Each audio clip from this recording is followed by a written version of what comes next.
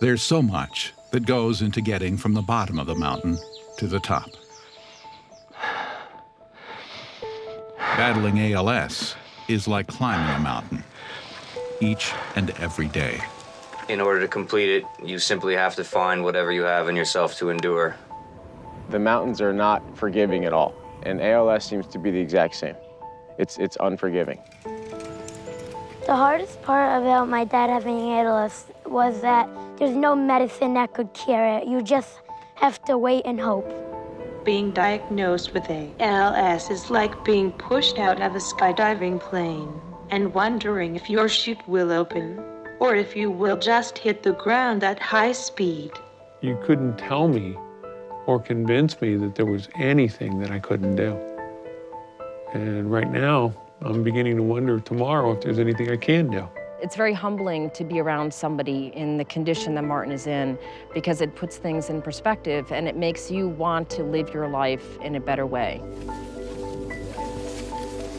God didn't put us here to quit. He put us here to keep going and to help other people. And that's what we're trying to do. And to change the way the world views ALS, mountains must be climbed. I honestly don't think a team has ever tried to do what we're going to throw down. We're going to follow this trail in to right here, drop our packs, Mount Cabot. I don't know anybody who's done it from trailhead to trailhead. That's a new one on me. 48 peaks, 250 miles, over 70,000 feet of elevation in one consecutive trip to raise awareness and support for the families and victims suffering from ALS. It's full-on winter up here. These are very fierce mountains. So far, we've had rain, sleet, and sunshine today. It's not even noon yet. I'm hurting. This is horrible. We just got to keep trucking here, you know? He's not moving fast enough. It's way above his head. It could cost us the expedition or more. Join Josh, Kirk, and Bob as they hike for those who can't. Look at this. And together, with the HARK organization, they'll fight ALS. The idea of a fundraiser for ALS really began very small. Josh came to me. He actually came to my office one day at the Y and just said, you know, I'm considering doing the 48 peaks in the White Mountains, but I want to do it for somebody other than myself. And, you know, I really thought a lot of your father. My dad was probably one of the strongest people I've ever known. And to watch what ALS did to him, I don't think people have any idea how debilitating and devastating this disease is. He was the one that taught me and coached me throughout some of the most important things in my life. And the first thing that he lost was his speech. Did your father have a stroke? And I looked at them and I said, no, he has ALS. And they go, look at me like that. And I said, Lou Gehrig's disease? And they go, oh, yeah, I know all about that. You know what, but you don't. You go from a totally functional human being, and all of a sudden, you can't do things like shake hands with somebody. I'm lucky if I can get it in my mouth. 6 months after this footage was filmed, Art was close to losing his battle with ALS. At the Robert Packard Center at Johns Hopkins in Baltimore, Maryland, research is being performed to slow the debilitating effects of amyotrophic lateral sclerosis, often referred to as Lou Gehrig's disease, in honor of the famous baseball player. ALS is a case where cells in your brain are dying, and we have to find a way to keep them alive. And we're not so good at that yet. ALS is a relatively rare disease. It's not a big target for pharmaceutical companies, but it's probably one of the worst adult diseases. Awareness, of course, is instrumental in bringing funds to research. HARK is an amazing organization. You know, Donna knows what she's doing. She went through it. I witnessed Charlie go through his battle. It was tough to watch. And Donna wants to make sure that other people don't struggle as much as she did. Planning for this started over 1.5 years ago.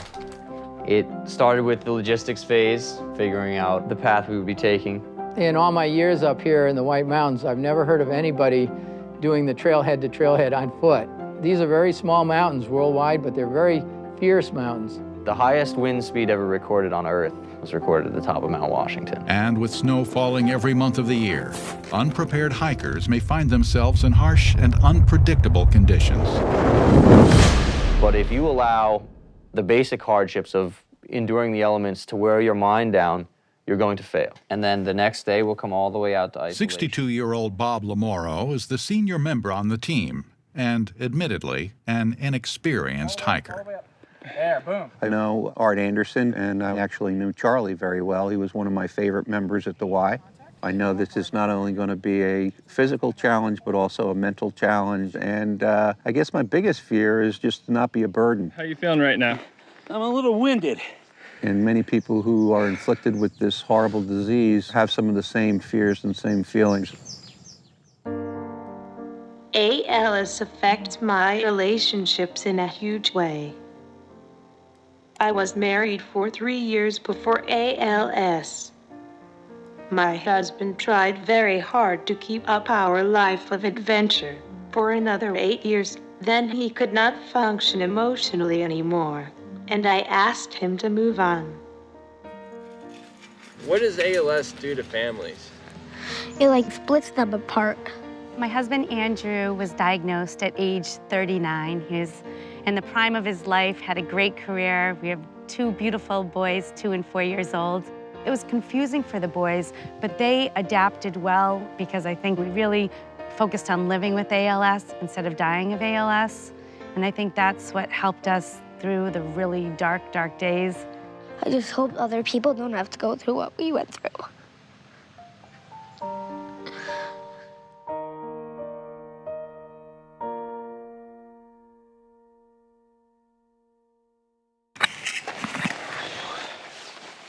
So here we are, and we're about to take our first steps into the White Mountain National Forest to climb the 48 4,000 footers of the White Mountains in a single trip. Unpredictable weather conditions and evolving terrain lay ahead, but today's climb was completed with ease. Mount Cabot, number 1. Number 1. A welcome start to this 250-mile journey. Today was great, man. It's the first step in a journey, and maybe it's the first step towards something far larger. At least that's what we'd like to hope.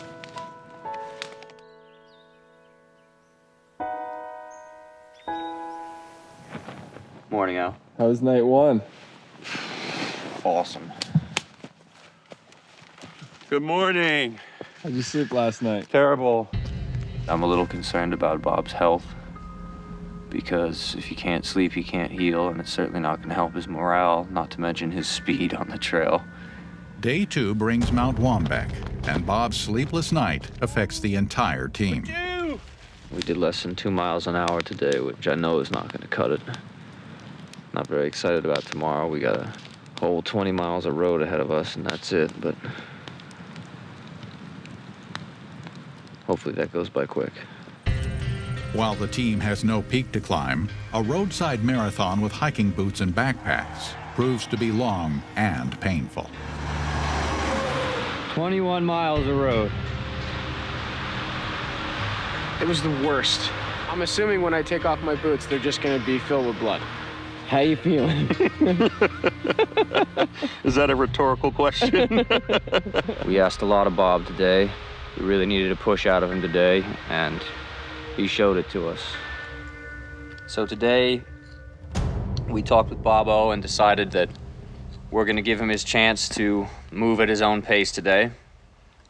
I'm a little mixed on my feelings for it because I don't like being this far ahead of him.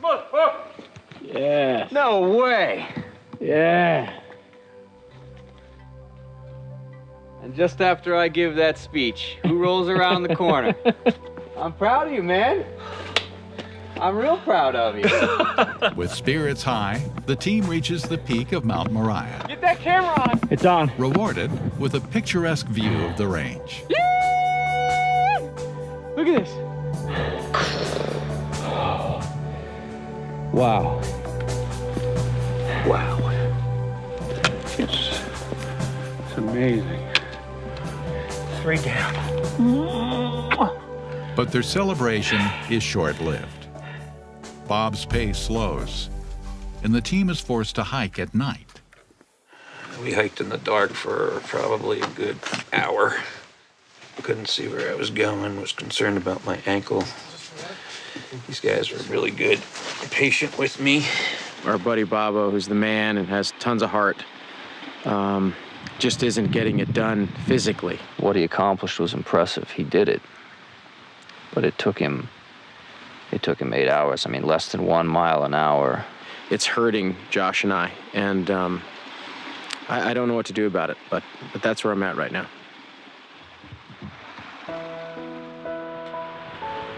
Bob's struggle continues, and today's climb presents a new challenge.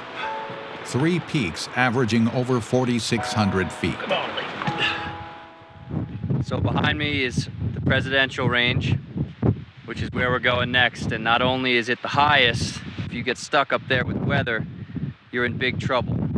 I hate to cut his dream short, but we can't bring Bob up there.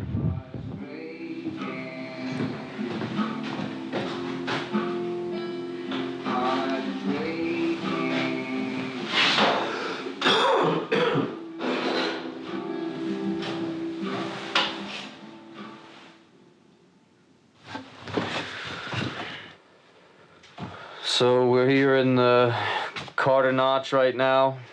We just got word that Art Anderson passed away from ALS after a long battle, and he's one of the people that has been involved in this project since the beginning. So this is all the more for him now.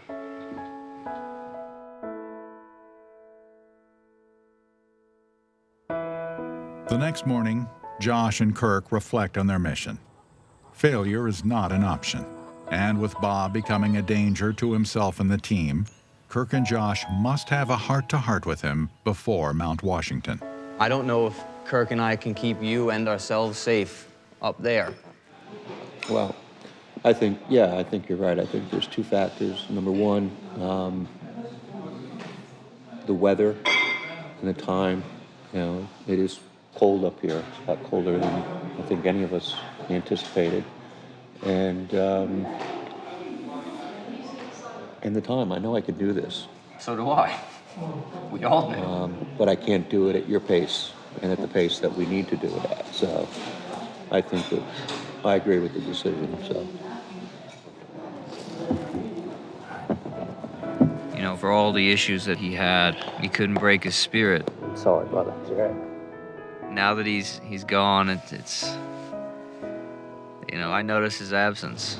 I know the decision for me to drop out at this point is the right one, and looking forward to climbing the last peak with the team.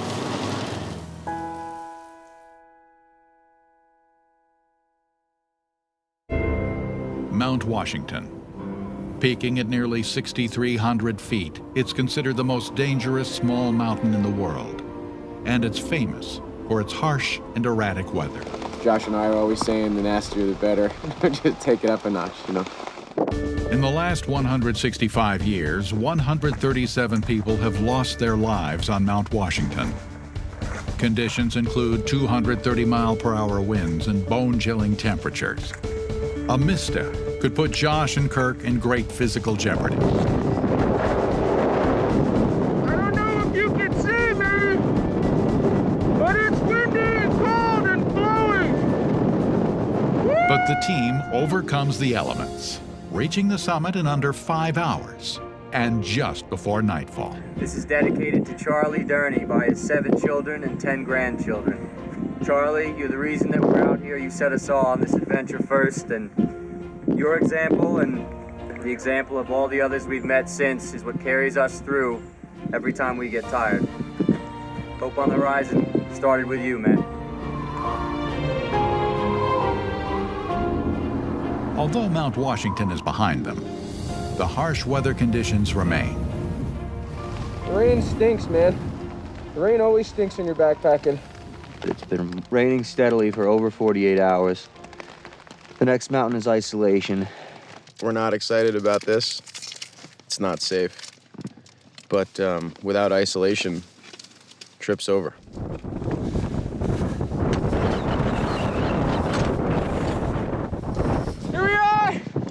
Summit of Mount Isolation. Here's the pin. This was by far the hardest peak to get to. 6.4 miles of blowdown, landslide, and destroyed trails by Hurricane Irene. 16 down, 32 to go. Morning, Josh. Morning. Finally got some sun. So, I have what feels like fairly serious injuries in both legs. It's tough to watch him kind of hobble up all of these rocks that we're going over. I know that he's in so much pain, and I hope that it gets better, not worse, because I just feel so bad because I know he's not going to stop. It's admittedly difficult to not be able to move through the mountains the way I normally can and to have to rely on sticks.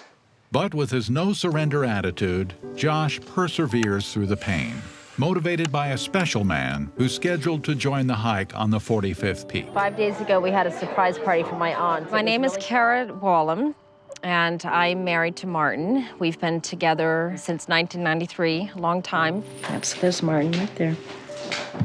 I love that picture. Martin was 31, and he was very young, active, fit. He was really at the prime of his life. And you always think bad things shouldn't happen to good people, but they do. So he likes to ride with Uncle Martin. He can't move, no. Oh, not forever. I don't know, but right now he can't. Martin communicates with his eyebrows and his eyes and grinding his teeth. BRO, brother. He will raise his eyebrows if you've got the right letter. If not, he'll grind his teeth, and if he's frustrated, he'll grind and grind. You know? He's got a space that says, "Let me finish." And when we were making it, it was kind of cute because he put 2 hearts on either side of it. So I'm like, what's that? So people know that you're not yelling at them. You know? When you actually see him, you could see how much Martin can say with just his eyes. And all of a sudden it hits you, bam. There's not just a guy in there, there's an athlete, there's an outdoorsman. When we heard about Donna and what she's trying to do, I said to Martin, this is what we have been looking for. To be able to have them join us to summit one of the 4,000 footers, I think it's going to be an experience unlike any other for everyone involved. All right, here we are, Galehead, number 25, first one past the halfway mark. All downhill from here. If Kirk only knew what perils lie ahead. So the Forest Service has removed all the bridges in this area. There's no way in hell we're walking an extra 12 miles around this thing. We're going across it. Hell yeah! Let's do this thing! Josh and Kirk brave the freezing waters to save time, but their bodies pay the price. We have, dish-pan hands. I think we're borderline hypothermia from going through the river. And now, they're reaching the breaking point. I'd say we're about, 800 feet shy of the summit. My knees are not doing well. Sherpa's knees also very bad. I feel like this might be the wall for me. You know, where you're running the marathon, you just kind of got to overcome it. I certainly can't push any harder. I'm hurting. This is horrible. Looks like a nice little stream, doesn't it? Except it's not a stream, it's the trail. The obstacles keep on coming, but Josh and Kirk dig deep to stay on schedule to meet Martin. Nice. She held up. Nice. Number 35, East Osceola. Closed trail, smoosh trail. With only 2 days left to meet Martin, the team is facing extreme winter conditions. So it is full-on winter conditions up here. Hey, that's a foot of snow. If you stay still for very long, it's just freezing. Number 43, Summit of Lafayette. Less than 24 hours later, the team must return to Lafayette en route to Mount Garfield. The winds have increased and the visibility is poor. So we're back on the summit of Lafayette.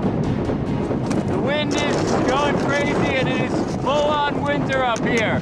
We're really hoping Martin is going to happen, but it's starting to look unlikely with this kind of condition out here. In spite of inclement weather, the team is back on schedule to meet Martin in the morning. But spirits are low, as the weather remains questionable. We're camped across from Mount Cannon. We're really hoping for a miracle here because this entire trip we've been pushing to try and make this date happen, and it would be pretty disappointing if we didn't. We are going to rendezvous with Martin and his crew.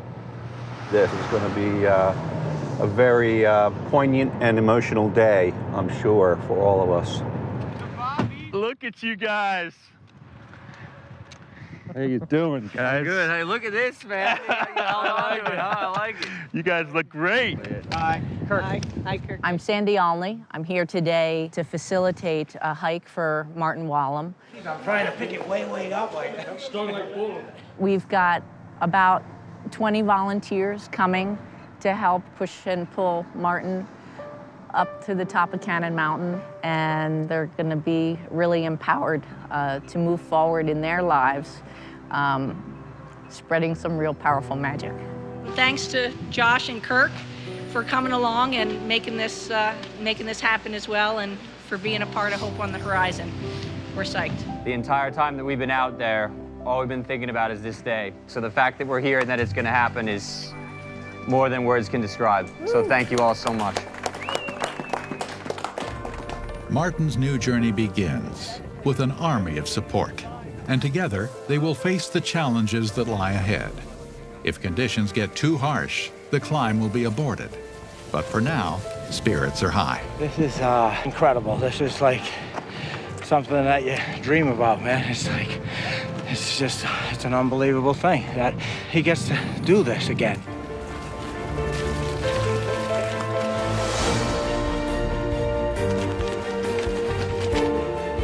Every time that I work with Martin and with his family, it's a hugely powerful experience. He's changed my life. M-N-O. Okay. Thank you. Hope you all know how bleeping awesome this is, Martin says. Yes, sir. I think for Martin, for this illness, what I've come to realize is that he is showing us how to overcome those challenges that he is facing every day of climbing those mountains and the physical and the mental challenge.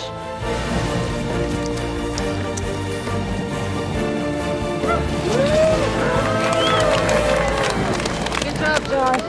Oh, thank you. Kirk, how you feeling, brother? Solid. Yeah? Solid.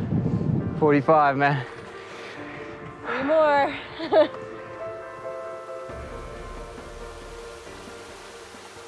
Josh and Kirk's journey resumes with a newfound vigor, and they're looking forward to Bob's return for the final peak, Mount Moosilauke. The drive to make it here, despite everything that's been in our way, has been driven by the perseverance of individuals like Charlie, Art, Martin, Ellen. This is the summit of North Kinsman. Awareness is one of the biggest obstacles that ALS patients and families face. Here we are on the true summit of South Kinsman, number 47. Even though maybe it can't be cured, there's a lot that can be done. And just because someone has it doesn't mean they want to give up the quality of life that they can still have. And HARK is changing the way the world views ALS. Mount Moosilauke. By raising funding that provides resources to patients and their families facing a challenge far greater than the White Mountains. We'd hope that our doing this in their honor and in their memory, in some cases, might motivate others to see it the same way, get involved and help.